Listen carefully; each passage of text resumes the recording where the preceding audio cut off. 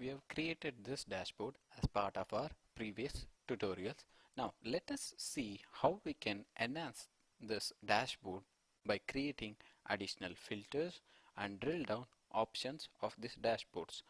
The components or the configuration that we will be going through in this module is creating filters and how to edit filters using XML editing, and how the token usage, that is passing of arguments from your form to your dashboard panels, how this has been working in Splunk, and how to pass these values from your text field or drop down or even your submit button into your panels by using tokens. So we'll be creating couple of filters that are time based, text box, that is you can enter whatever the text you need and the dashboard will filter the results based on this text box. Similarly, a drop down and a checkbox. We'll see how we can do this in our lab exercise. As part of our lab exercise, we'll be using the same dashboard that we have created earlier. Now, let us say this dashboard looks fine, but every time I reload this, as we can see, it loads for only last 30 days. All the panels have different times. So I need to make sure all these dashboards are reflecting same time frame or specifically different time frame. Let us see how we can do that. Our first filter will be adding a time filter. To add a time filter, click on Edit. As you can see, there is a Add Input right next to Add Panel. I'll click on Add Input. There is a time option. Choose it. So here there is a Edit feature with a pencil or a pen indication. I'll click on that. I'll give it a label stating Select Time. As you can see, I've edited a label that just like a display for a panel which says Select Time. There is an option which to choose Search on Change.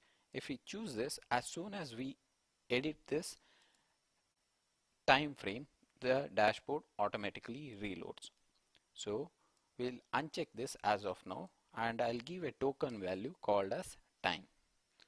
This token is nothing but a variable that holds this information. By default, I'll keep it for last 30 days.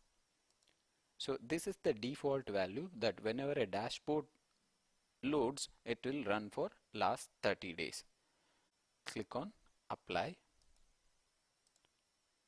and let me add a Submit button so that indicating we have selected the field that we require, and once you click Submit, the dashboard reloads. There is no need for Submit if we choose Search on Change. That says whenever this input has been changed or this variable has been changed, the dashboard should automatically reload. But for now, we'll keep this unchecked, and we'll add our Submit button to indicate our finalized selection. Let me click on Save. So I've added an input, but even though after I change the time, I'm not seeing any of the dashboard refreshing.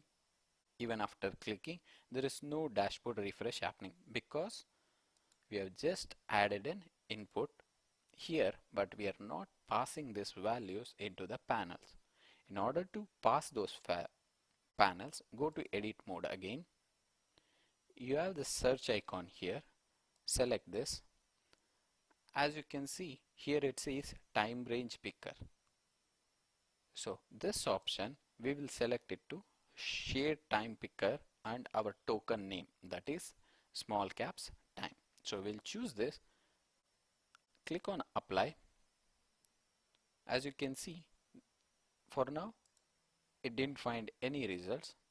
Let us change it for last 30 days. Submit. As you can see, the dashboard automatically reloads as soon as we click Submit. Every time we change a value in the time field, it automatically reloads our panel. Let me do the same thing for other panels.